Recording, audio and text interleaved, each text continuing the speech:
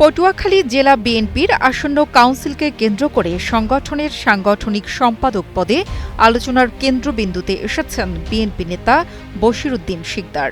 দলের প্রতি দীর্ঘদিনের আনুগত্য, আন্দোলন সংগ্রামে সক্রিয় অংশগ্রহণ তাকে এই পদে একটি শক্তিশালী প্রার্থী হিসেবে প্রতিষ্ঠিত করেছে। বশিরউদ্দিন শিকদার রাজনীতিতে আসেন ছাত্রজীবন থেকেই। বিএনপির আদর্শে বিশ্বাসী হয়ে তিনি নানা সময় সংগঠনের বিভিন্ন দায়িত্ব পালন করেন, যেখানে নিষ্ঠা ও আন্তরিকতার কোনো কমতি ছিল না। পটুয়াখালী জেলার রাজনীতিতে তার অবস্থান বরাবরই চোখে পড়ার মতো। দায়িত্ব পেলে কি করবেন এ প্রশ্নে বশিরউদ্দিন বলেন, দলকে শক্তিশালী করতে হলে মাঠের কর্মীদের গুরুত্ব দিতে হবে।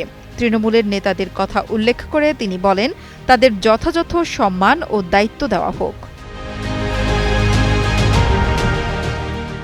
দলকে অভ্যন্তরীণ কোন্দল থেকে বের করে ঐক্যের পথে নিতে সাংগঠনিক দক্ষতা দরকার বলে মনে করেন বিএনপির এই নেতা।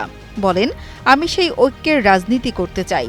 ইতোমধ্যেই পটুয়াখালীর বিভিন্ন উপজেলার নেতাকর্মীদের ব্যাপক সমর্থন পাচ্ছেন বশিরউদ্দিন।